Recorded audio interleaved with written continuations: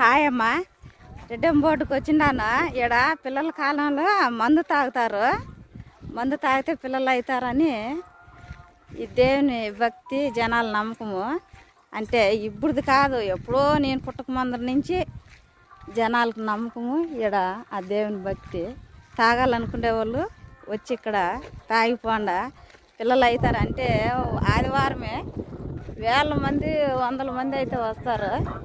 మీరు ఎవరైనా రావాలనుకుంటే మాత్రం వచ్చి తాగిపోండి. కానీ దీని పూర్తి అడ్రస్ కావాలంటే మాత్రం మీరు కామెంట్ ద్వారా తెలియచేయండి, నేను చెప్తా.